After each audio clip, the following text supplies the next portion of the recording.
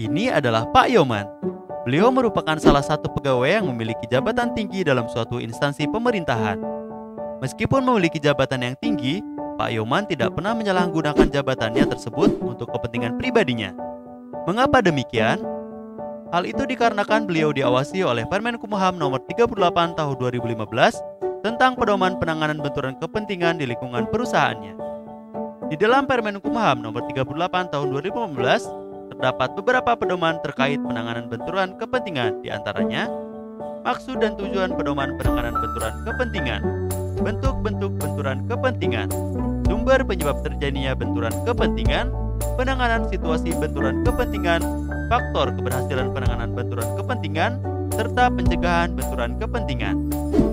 Apa sih fungsi dari Permenkumham itu? Sebagai pedoman bagi pegawai Kemenkumham dalam mengenal, mencegah, dan mengatasi situasi benturan kepentingan di lingkungan Kemenkumham. Mencegah terjadinya pengabaian terhadap pelayanan publik oleh pegawai atau pejabat Kemenkumham. Mencegah tumbuhnya kerugian negara sebagai akibat dari perbuatan KKN. Menciptakan pemerintahan yang bersih dan berwibawa. Bentuk-bentuk benturan kepentingan: menerima gratifikasi atau pemberian atau penerimaan hadiah atas suatu keputusan ataupun jabatannya. Menggunakan barang milik negara dan atau jabatannya untuk kepentingan pribadi atau golongan. Memberikan akses khusus kepada pihak tertentu tanpa mengikuti prosedur yang seharusnya. Pemberian izin dan atau persetujuan dari pegawai yang diskriminatif. Situasi yang menyebabkan seseorang menerima gratifikasi. Situasi yang menyebabkan penggunaan aset instansi untuk kepentingan pribadi.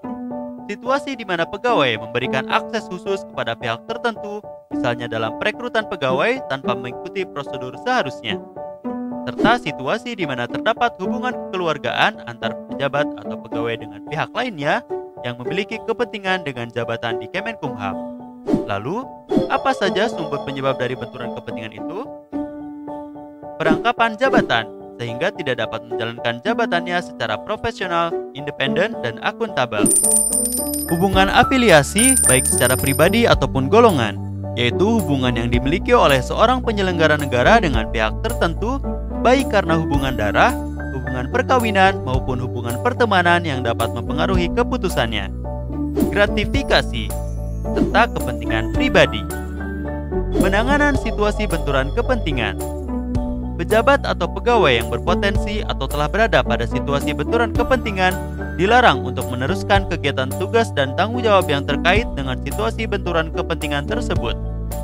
Pejabat atau pegawai yang berpotensi atau telah berada pada situasi benturan kepentingan wajib membuat surat pernyataan potensi benturan kepentingan terhadap kondisi tersebut kepada atasan langsung. Lalu, faktor apa saja sih yang menjadi pendukung keberhasilan penanganan benturan kepentingan? Komitmen dan keteladanan pemimpin, partisipasi dan keterlibatan pegawai, perhatian khusus atas hal tertentu, serta pemantauan dan evaluasi. Lantas, langkah seperti apa yang bisa mencegah benturan kepentingan? Dilarang melakukan transaksi dan atau menggunakan aset instansi untuk kepentingan pribadi, keluarga, atau golongan.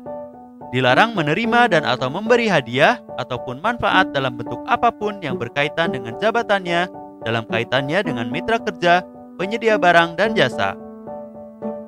Dilarang mengizinkan pihak ketiga memberikan sesuatu dalam bentuk apapun kepada penyelenggara negara. Dilarang memanfaatkan data dan informasi rahasia instansi untuk kepentingan pihak lain.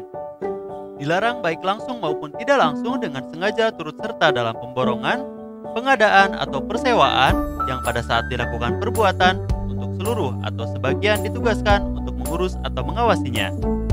Sekarang sudah tahu kan apa itu gratifikasi? Tetap hati-hati agar kita terhindar dari gratifikasi, karena gratifikasi merupakan bibit awal dari korupsi.